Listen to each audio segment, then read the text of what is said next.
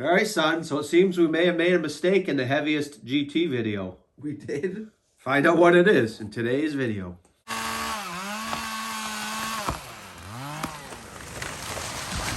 So we recently made a video called The Heaviest Garden Tractor of All Time, and we listed the top 5 heaviest garden tractors in that video. But it seems through the comments and doing some research, we may have made a mistake.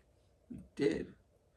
So there's another tractor that we're going to discuss towards the end of this video that is going to take one of those spots. But first, let's talk about some other tractors that didn't quite make that list that I think are honorable mentions that we should probably talk about. So before we get into what tractor replaces another tractor on our list, let's talk about some of the honorable mentions. This is going to be the tractors right around that 1,100 pound range that almost made the list, but they just missed the mark. This is going to be tractors like the Bohlins HT23, the Ford LG T195. Which was actually Ford's biggest garden tractor, and it was made by Jacobsen. It's the same as the Jacobsen 53-500, which is a pretty interesting tractor, I think. It kind of reminds me, looks-wise, of a Power Max. Mm-hmm. So what else we got? We got the HT23, you said. We got the Ford LG T195. You have the Power King 1620 and UT 620. And you have the Power King 2418. So another thing people mentioned in that heaviest garden tractor video, Brett, was what about tractors like the International Harvester Lowboy, which would include the letter series, the 154, the 185, and the 184. So in our opinion, you have to have a baseline for what is a garden tractor, because if you keep bumping it up, to a tractor that's pretty much the same, whether it be engine size, tire size, etc., you start bumping it up, and you could argue that the Ford 1700 is not much different than the International Harvester Lowboy letter series tractor. So we had to have a cutoff point or a baseline. What is a garden tractor? And how we determined that was quite simply, how does Tractor Data have it listed? Now, I'm not saying Tractor Data is the perfect website for tractors, but it is a great resource in a general guideline. You can look up tons of different models of tractors.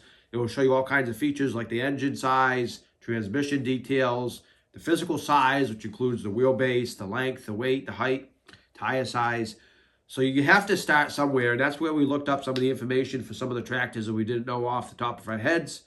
And if you look at Tractor Data, it doesn't list the Cub Lowboy or the letter series Lowboys as a garden tractor. It lists them as a farm tractor. With that said, though, let's talk a little bit about the International Harvester Lowboy tractors. So the original International Harvester Cub Lowboy was made from 1955 to 1968. Had a 1-liter 4-cylinder gas engine that made right around 13 to 14 horsepower. It had a bull gear transmission, weighed in at about 1,620 pounds, and it had 4.0-12 front tires and 8.3-24 rear ag tires, which is actually the same tire size as the 24 series Power King. So I can certainly see why people thought of it as a similar tractor to some of the other ones on our list. Going ahead in time, the 3 letter series Lowboys, which I would consider much more similar to garden tractors as far as looks, capabilities, they were mainly designed to be mowers, whereas I would argue the original Lowboy was more made for farming and gardening chores.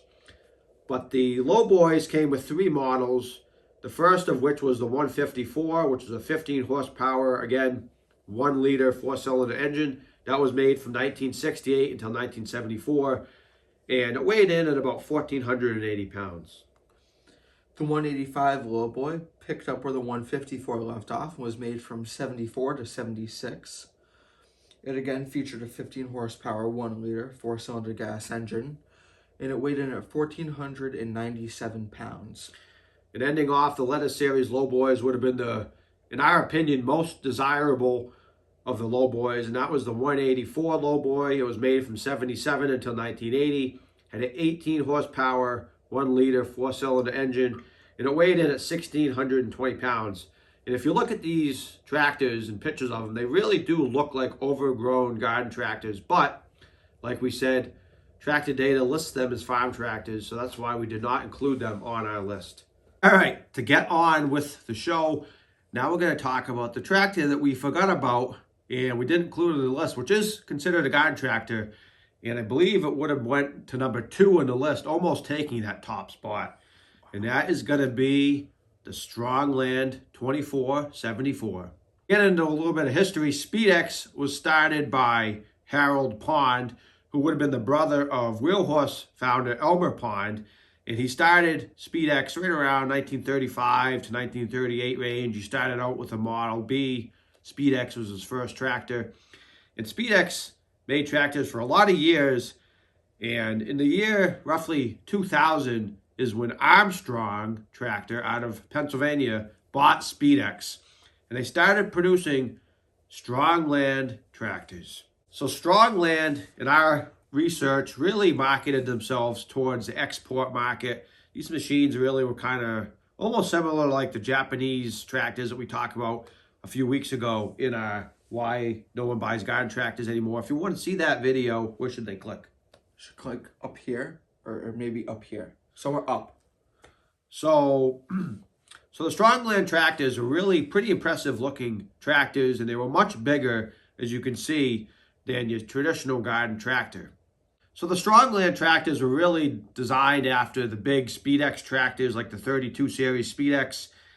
And that's where they started off right around, like I said, the year 2000. I don't believe Armstrong or Strongland was in business all that long. And they had a number of interesting series, though. We're going to talk about them a little bit in today's video.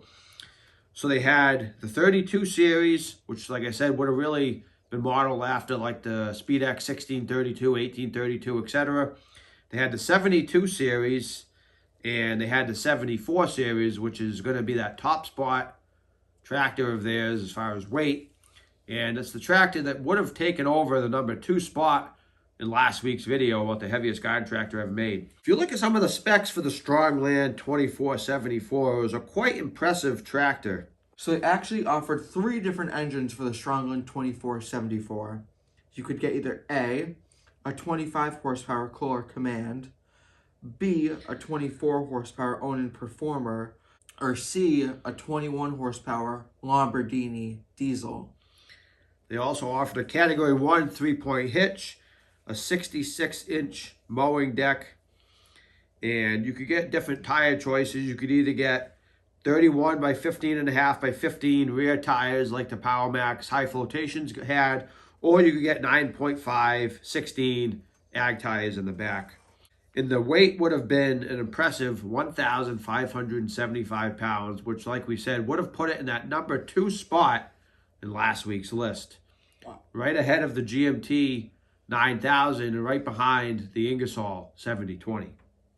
So as far as the history on Strongland, it's kind of more of a shrouded in mystery deal. It's hard to find a lot of info about it.